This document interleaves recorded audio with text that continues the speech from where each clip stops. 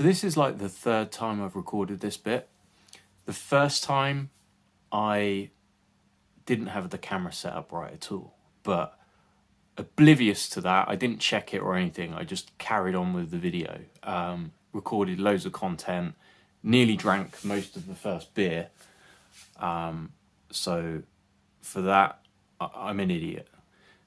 The second bit, I came in, did an intro, apologising for the first video, and just looked like I had a rod up my backside. So I'm not going to use that either. So we'll just cut into the second part from, say, now. Pouring it before checking the video. Then I went back, checked the video, and half my head's cut off. So we've started the video already, you just have to catch up. Anyway, so in case you haven't already guessed, I was looking on Google for these Trangia style stoves. I searched Amazon and eBay, and what I noticed is like the proper Trangia ones, they're made of brass, they're about 100 grams, and then you have to have like a stove and everything with it, which can be stainless steel or aluminium, and there's lots of different combinations. The actual Trangia ones are a big kit, and that's way overkill for what I need. But I was looking like the cross supports for pans and stuff like that. And one cool idea is actually using a twig stove. So you put the Trangia inside the twig stove and then use the twig stove as the support and the windshield. So that might be what I adopt with this. But the stove itself, I just thought, well, I'm not keen on the brass ones, and I came across some that were made of titanium. They were only about 40 grams. But then while I was looking on eBay, I saw some of them, they looked like cans. And I was clicking on them, and they suspiciously looked literally like the bottom of the can. And if you look at that, there's usually kind of like the concave part. Let's look at the one that I've already opened. So you've got the can there, and then underneath you've got this dome. And I was just like, they've got to be cans. So I went to YouTube, searched for Trangia made of a can, and sure enough, there are like lots and lots of videos on there. Most of them seem to be made from like soda cans, Coke, that kind of thing. But I just thought, well, you know, I could kill two birds with one stone, drink some really nice beer, review it, and make one of these and show you how to make it. So I'm a complete novice at the start of this, had no idea how these even work, but at the end of it, and figuring out like why mine wasn't burning correctly, and having to press it down even more and make a seal on the inside, it's given me an understanding about how they work now. So they're actually different types. Mine's got like a hole in the top here, and it means that you can light the alcohol. I've just got methylated spirits in here, which is why it's purple, but you can light the alcohol, and it will produce a flame in the middle. And then once the can heats up and starts to heat the alcohol so that it vaporizes, then you get the jets out the side, and that's the cool part. But what you can do is actually put this in a little tray or a bowl and put some alcohol outside the cooker, and you light that, and that heats the cooker, causes the alcohol to boil, and then you only need the jet holes. There's a little hole usually in the middle for filling and to let the air in, but other than that, I mean, it's up to you which you do. Because I've already made the one with a hole in, I'd probably make the one that's easier to make. Like cutting that hole was a real pain in the arse, so I'm not going to pretend it was easy, because it wasn't. So perhaps drilling some holes in the top instead next time is going to be much easier. So I'll opt for doing that in the video. But in the meantime, I have cracked open this Vocation. It's a Life and Death Classic IPA, 6.5%. It's pretty nice actually. What I said in the last video, the one where I cut half my face off, I was expecting it to be more intense, the flavour. And it's not to say it's bad, because it's 6.5%, I was thinking it would be much hoppier and stuff like that, and being an IPA, but it's quite mellow. The description says it well, so I'm not going to use my own words, I'm just going to completely plagiarise this thing, but it says Surrender yourself to fruit-forward flavours with a dash of sharp citrus, followed by a lingering bitterness set against a smooth malty base. That's pretty accurate. I don't think you need to say more than that. So anyway, I'm going to finish this one. I've got another can that I need to get through before we can start making this thing. So I'll probably pop back in about half an hour, crack this one open, and once I've got 2 empty cans, we can crack on with making our homemade Trangia. Cheers! Okay, first beer's done. Let's review the next one. This is the Baby-Faced Assassin India Pale Ale from Rooster Brewing Co. Where's the percentage?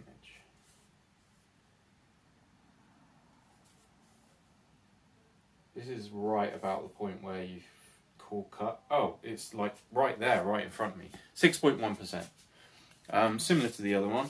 I've had a different can of this, or maybe it was the same one, but they've just changed the packaging. But yeah, let's see. Brewed with 100% citra hops, with aromas of mango, apricot, and grapefruit, and mandarin. That's a lot. Let's see.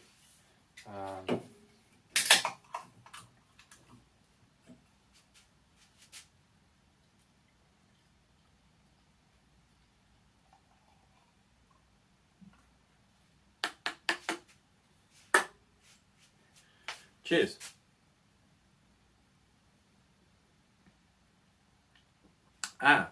So this one, the last one, the Vocation, I said it was quite mellow. It didn't have, like, it's got flavour. It's just, it wasn't very intense.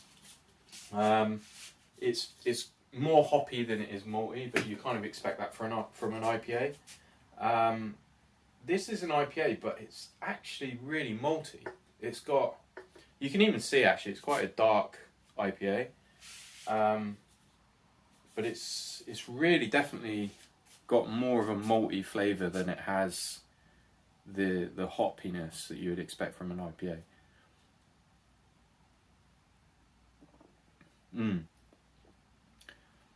It's actually really nice. I like that. I forgot to give the other one a rating as well. I mean, I'd probably say this is like 6 or 7 out of 10. I'd say that's an 8. This one's an 8. It's quite nice. It's not super hoppy. So it's not what I was expecting from an IPA, but it's still nice. That's proper. I like that. I'm sure this one will be good because it's a double dry hopped IPA. You can't really beat those. But I'll save that one for when I'm making the Trangia cooker. But anyway, in the meantime, I'm going to go and drink this, and I'll come back, and hopefully we'll have 2 empty cans and can crack on and make this Trangia. So that's the 2 beers done. So we've got our 2 empty cans. That's the first thing you're going to need. Forget that. Tape measures just for show. You need one of these knives. In the UK, the brand Stanley. So I've always known these as like Stanley knives, but I guess they're box cutters in the US, I think. The only thing you actually need is just the blade. The knife comes in handy when you want to cut the hole. So if you have a go at cutting the hole, you can use that. I've seen people use these like compass cutters. And that might make this easier. I just used this Stanley knife. I held the blade, cut it around like that, and then you just perforated it with the Stanley knife. A bit like one of those like manual tin openers. But yeah, some scissors is handy. You need to cut a flat section. And then the other thing is optional. You can have either aluminium tape or a stapler. I haven't got a stapler to hand, so I just use aluminium tape, which actually I had in the cupboard, so that's useful. Permanent marker's really handy. A biro does kind of work, but sometimes it's hard to just get it to work. Use one of these. So that's about it. If you're cutting on the table, put something under it to protect the table, just in case you slip. The one other thing, you need a piece of wood. It's not super important how thick the wood is, but it shouldn't be this long. This is like way too long. It just needs to be a really short section, and we'll use it as a guide to cut on the can. One of the videos I watched that did this or demonstrated this used a 3 centimeter thick piece.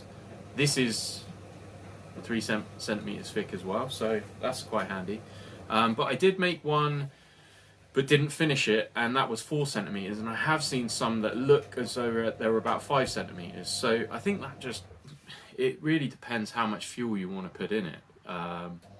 With these, you're not going to get much fuel in.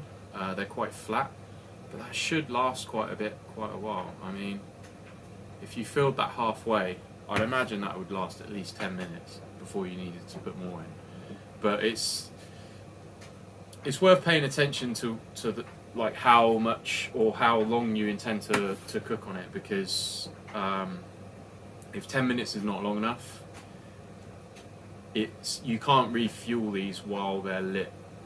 You'll set yourself on fire. That won't be good. So if you think you're going to need more time, make it bigger. Use a thicker piece of wood.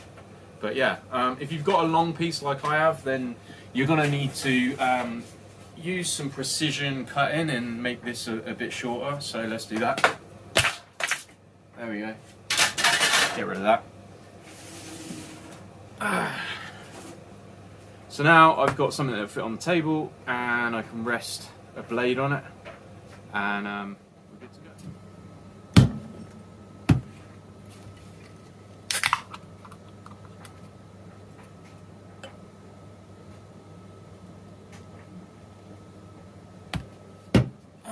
So wait, actually, I didn't review this yet, did I? So I've just poured a bit. It's the Clairvoyance Double Dry Hopped IPA. It's 7.2%, and it smells really decent. Let's try it. Yeah, that's good. It's cloudy as well, so there's going to be some sediment in there, but it's very rich. The dry hop ones, the double dry hop ones, are usually really good. They're really hoppy. If you like that sort of thing like I do, then it's a good one. But anyway, actually I will need one other thing. I've already had 2 of these, and having a 7.2% on top of that.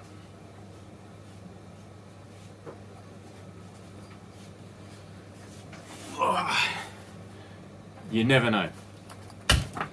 Anyway, let's go. So the bit of wood, essentially what you want to do is just stand the can next to the piece of wood, and we're going to line up our blade along the side of the can. You don't need to push the blade into the can, you just want to have some of the blade hanging off the end, and then just roll the can into the blade. You'll feel like the can pushing against the blade. You're not kind of pushing super hard. You just want to score the can, but just keep rotating it. I don't know if anyone's ever used a like a pipe cutter for you know, like a plumbing tool. It's kind of working the same way as that. With those things, you just put the pipe inside a clamp, and then you just rotate the pipe, and it rolls itself on a wheel that's actually a blade, and it just acts like this thing is doing right now. But it doesn't matter. It doesn't matter if it's not perfect. But what we're trying to do is just make a consistent score line all the way around, and just go around a few times just so that it's deep enough for the can, for the aluminium to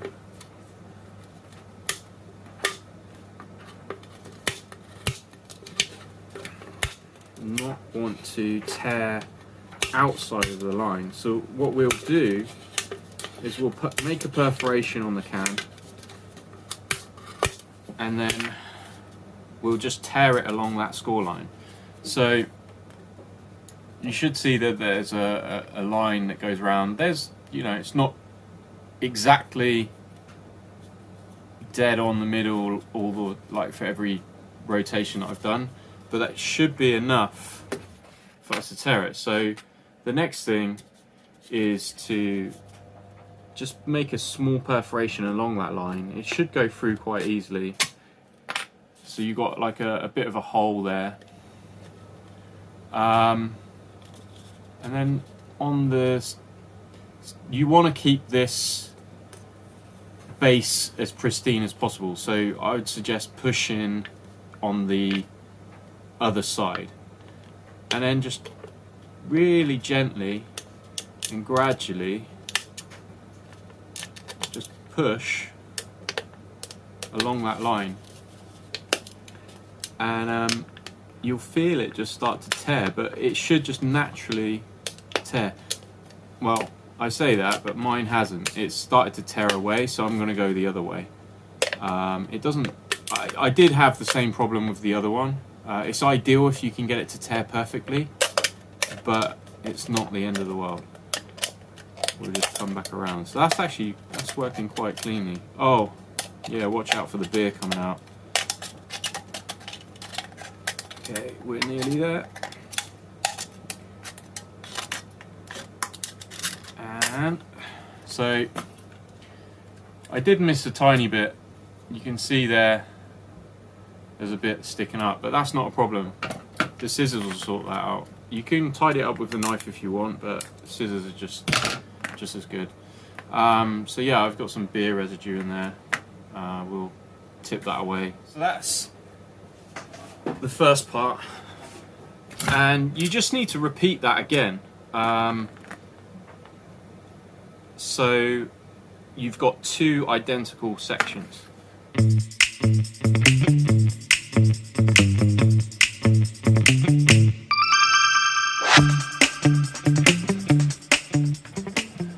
So that one was super clean.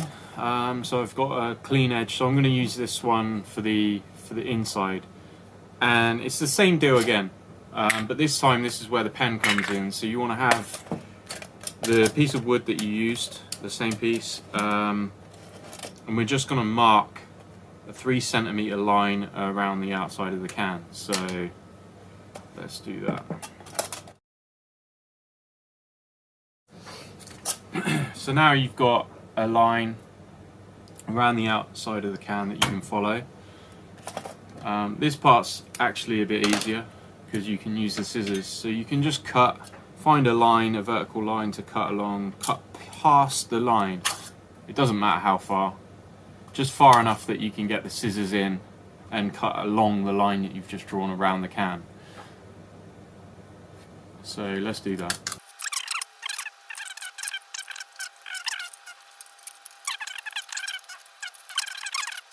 Okay, so we've got a strip. So the idea here is that this will sit inside the bottom section, and it will seal against the top of the other section.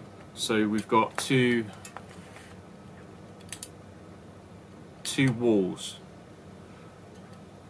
What you need to do is, on the inner wall, we need to allow some gaps at the bottom to allow the alcohol to run into the gully of the can, and that's where it will seal those holes that we cut in and vaporize and create pressure in this outer wall, between the outer and the inner wall, sorry. And that pressure will force the alcohol vapor out of the holes that we're going to drill around the top, and then that's what creates the jet. So that's why you have to preheat these when you run them, because if the alcohol isn't vaporizing quickly enough, then you won't get any pressure and it won't heat itself to generate any fuel. So that's what's going to be different between this one, which I cut the hole in, is that this self-heats itself. Self-heats itself. Of course it self-heats it. It self-heats. So this one, which I'm going to drill just a couple of holes in the middle to pour the fuel in, doesn't. The advantage, actually, if I put one hole in, I can put a screw in there and then that will seal it. Will it seal it? No, it won't. It's still, yeah, it's going to make no difference. Anyway, so you put a couple of holes in there that you can pour the alcohol in. It will fill the reservoir. The disadvantage, you can't see how much alcohol's in there. You'd have to do it by weight.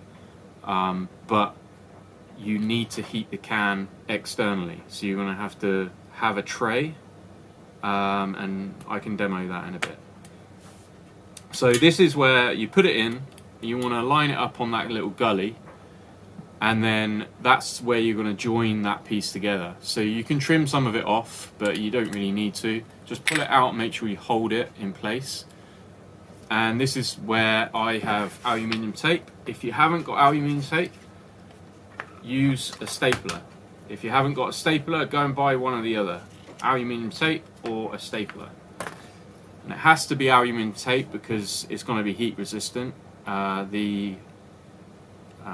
If you use duct tape or something like that, it's going to melt and that will make a mess.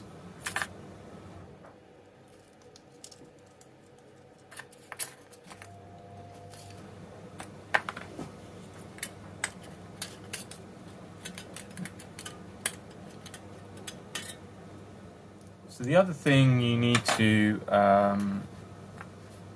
do to the thing once you've measured it and you've joined it is to cut some small holes at the bottom, which is what's going to allow the alcohol to get through into the outer wall. They don't have to be massive, but they need to be big enough to allow it to go through unobstructed. I'm just going to cut some little triangles in here.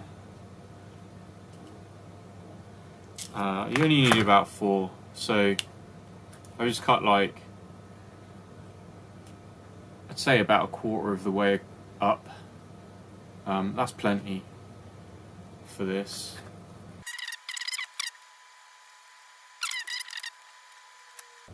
And that's it. So it should look something like that.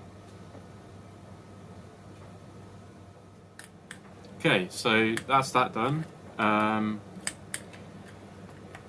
You can choose which one you use as your top or bottom, but bearing in mind the top goes over the bottom piece. So you want your most decorative can to be on top, and then you'll see it on the outside.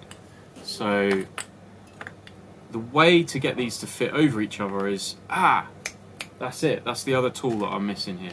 So you do actually need one other tool. You need some long nose pliers. Just so happens I've got them under here.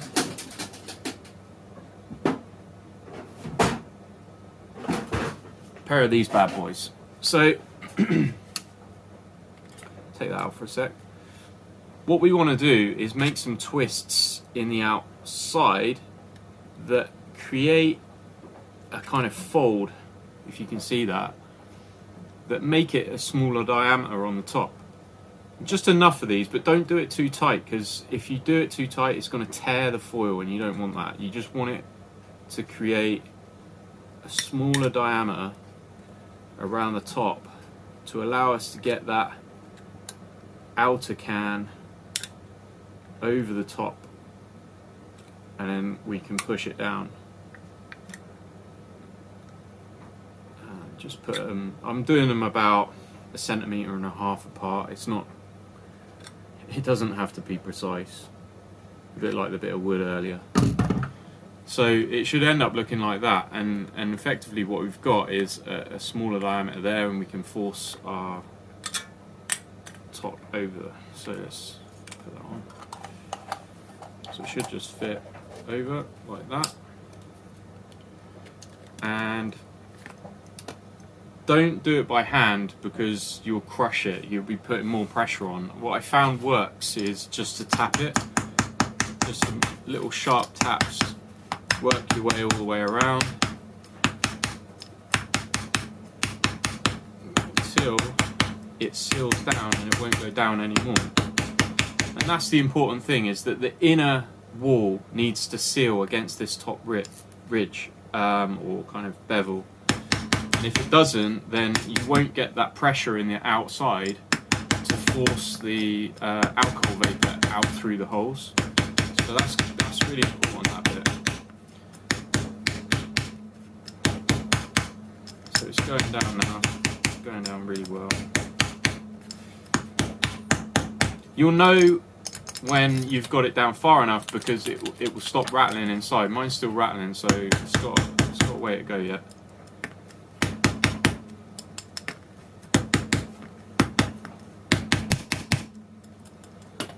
I think that's, there you go, no rattle, that's it. So that's sealed. I mean, it's not completely airtight, and it doesn't have to be.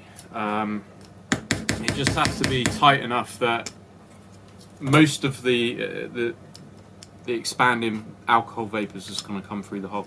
So the next bit, you want to dry it. Probably better things to dry it on. We want to make like a clock face on here, so we're going to have 12 marks on the outside. So we'll put 12 and 6, 9 and 3,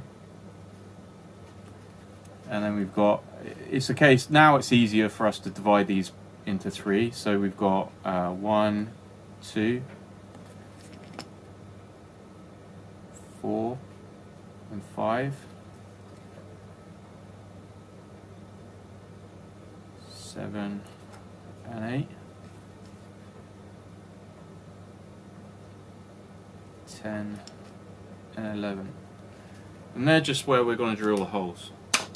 So yeah, I've actually been rubbish, haven't I? There is another a tool that you need, and it's a drill. Let me get that. Any brand is fine. The drill bit size that you need is 2 millimeters. That's a 2 millimeter drill bit. You don't want to have loads and loads of the drill bit sticking out because it's gonna make the drill weak. So try and get as much of that drill bit into the drill as it will allow, just so there's a tiny bit sticking out. Lock that off, and then it's just a case of drilling the holes. But I mean, it doesn't have to be super precise. You're not getting them in the right place, but you want them roughly in the same place. So drill those on the outer edge, a bit like that, if you can see that. So let's see.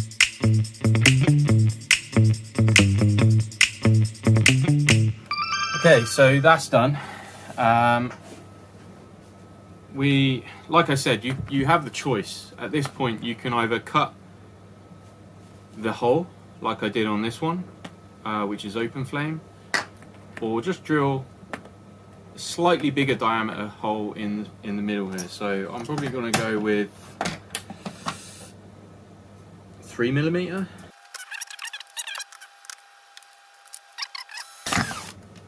If one hole's not enough, I'll probably drill a couple more.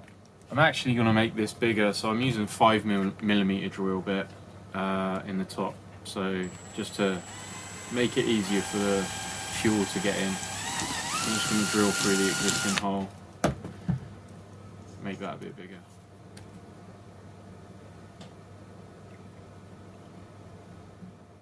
Okay, so I went and raided the house and found this tin lid.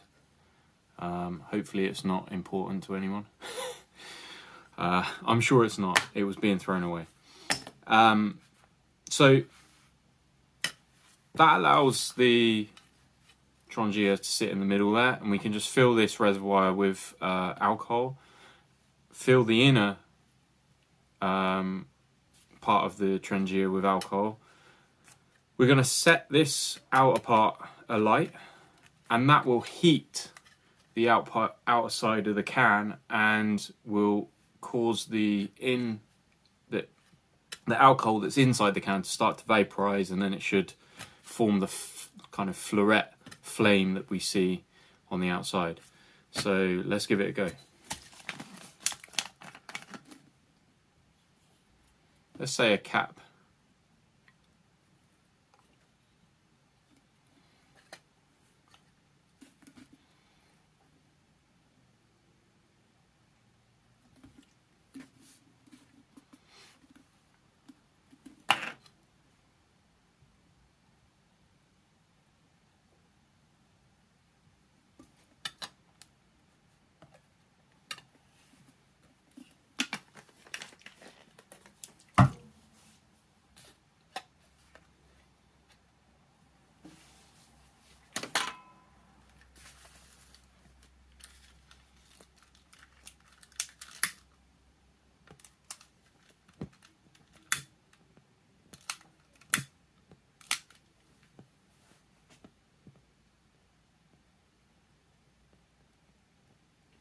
So I'm not sure if you can see that. It is lit.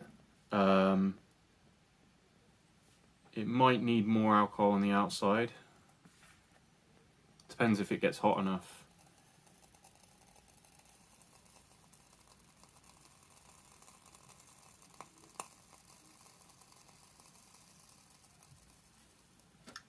Yeah, I don't think there's enough there. Oh, there we go. So there's the fluoret that I was on about. And now we're getting enough heat inside the can to cause the alcohol to vaporize. This is methylated spirit, by the way. I wouldn't use this camping, it's just what I have. And that actually it performs way better than this one does. So if we compare them, let me just light this one as well. So you can see with this one, you don't need that little reservoir on the outside. That's giving off a lot of heat, that. It's pretty impressive. There's not really a good way to put these out either. You kind of just have to let them burn off. I have got a foil cover here on this one to put it out. I don't know if you can see that on the camera. So, and I've got a heat resistant glove that we use for the log burner. And I just grab the foil thing, put it over the top, and hopefully won't burn the house down at the same time. So yeah, that you can see there, that one took about 30 seconds to form the fluoret. So it's up to you which one you use. Both are effective, but you're going to need this extra bit of tin with you camping when you want to use this style. But this one is by far way easier to make. Cutting that center section out is a lot harder. You could start with that, and then if later you decide that you want to go with this style, then swap over. One thing I have noticed is that this version does burn through the fuel faster, even though it doesn't get as hot. This seems to get a lot hotter than that one. I think it's because not as much of the alcohol is burning through the middle section. So that's quite interesting. So there you have it. Trangia from a can, or 2 cans, and some beer to go with it. I didn't rate this one, did I? It's the 7.2% clairvoyance from earlier. I didn't give you a score out of 10 for that. I'm going to say a 9 for this. I'm biased anyway. I really like double dry hopped IPAs, but it's really good. I really like that one. So 9 out of 10. Cheers.